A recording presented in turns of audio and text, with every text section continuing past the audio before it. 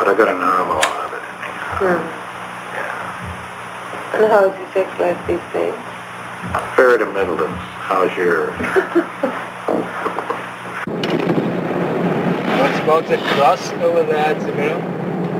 Well, that. Well, that's Germany. I was born there, see. This reminds me. You know what kind of cross it is? Not really. Iron Cross. Iron Soldier's Cross.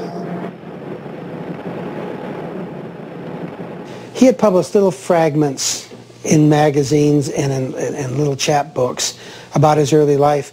And I really wanted him to write a novel about his life from the time he was born, basically, until he graduated from high school. What about this book that you're writing now, the book on childhood? 3/4 finished. It's a horror story. And it's been harder to write than the others. But I've tried to put in some lightness and some humor so we won't really feel the utter grimness of my childhood.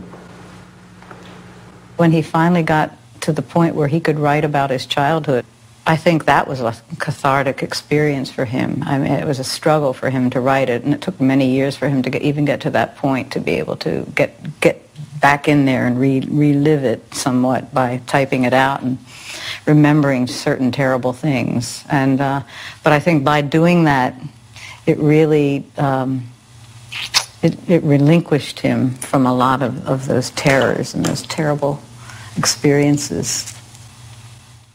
Bukowski's grandfather came from Germany and somehow ended up in Pasadena, California, where apparently he was a building contractor. He had several children, one of whom, of course, is Henry Bukowski Sr., who was a doughboy and went back to Germany as an American soldier, and in the little town of Andernach on Rhine met Bukowski's mother. They get together, and Hank is conceived and born, and they stay in Andernach for a couple of years, then come to the U.S., back to Los Angeles. And Bukowski's father was a milk delivery man for a while, had a lot of odd jobs. They didn't have a lot of money, but they had a pretty nice place on Longwood Avenue, finally, at least by the Depression years. This is 2122 Longwood Avenue, the house of horrors, the house of agony, the house where I was almost done in, but not quite. I'm still here, you see. This is the lawn that I manicured. I had to mow it both ways. This way first, then this way. And I had to get all the hairs with the shear. If I missed one hair, I got a beating. One hair. It's very hard not to miss one hair. Try it sometime. So I always got a beating. The old man had a razor strap. He used to hang hair, and he'd just pick it off. Drop your pants and your shorts. I would stand about here, and he would begin.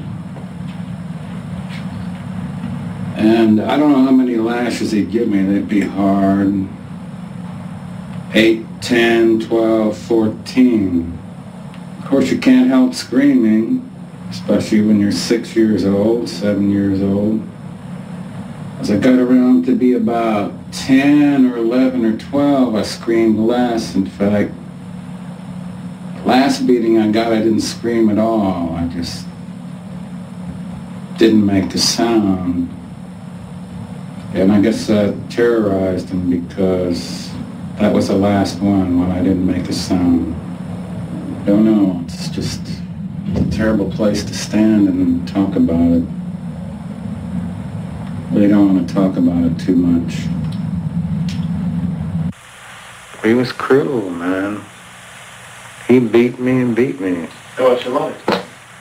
She was German, and her expression was, while he was beating me, "Your father is always right." That's all there was to it.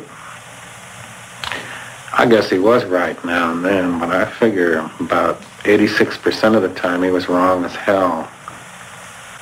Hank's father's values were probably normal American values. There's nothing evil about him at that level. Beating a child is evil. There's the evil part. On the other hand, that was a tradition. People did it all through the centuries.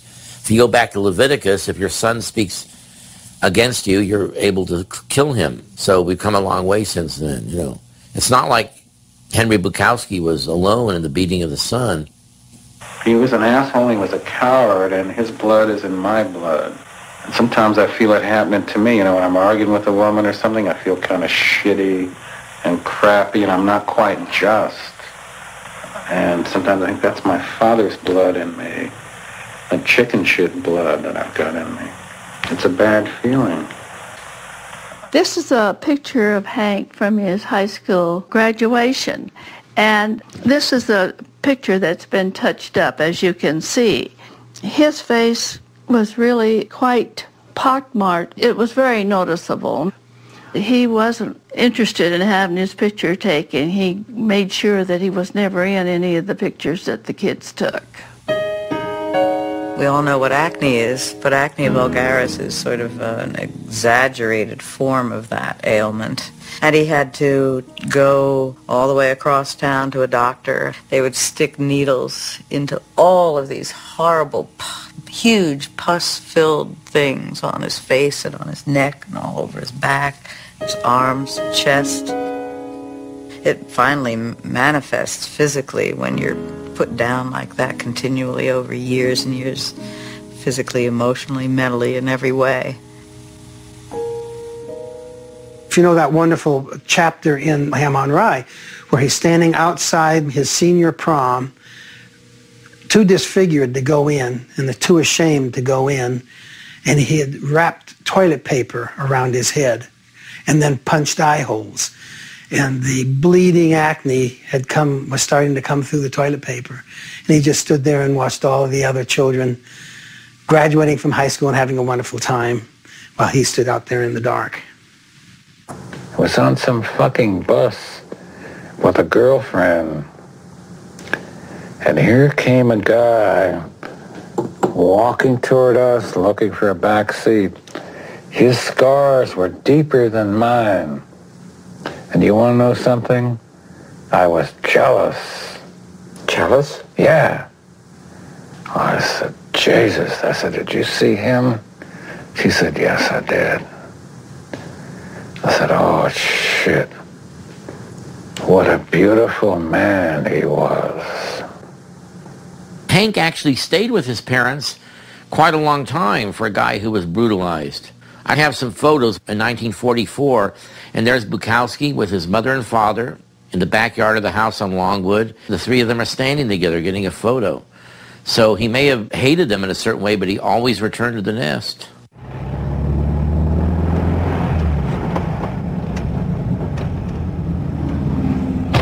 Why you drive such a long way to the laundry? Because other laundries use soap that make you itch and all that. So this is the best laundry in town, that's all. Too much, too little, too fat, too thin, or nobody. Strangers with faces like the backs of thumbtacks. Armies running through streets of blood, waving wine bottles, bayoneting and fucking virgins. Or an old guy in a cheap room with a photograph of Marilyn Monroe. There is a loneliness in this world so great that you can see it in the slow movement of the hands of a clock. People so tired, mutilated, either by love or by no love. People are just not good to each other one-on-one. The rich are not good to the rich. The poor are not good to the poor. We're afraid.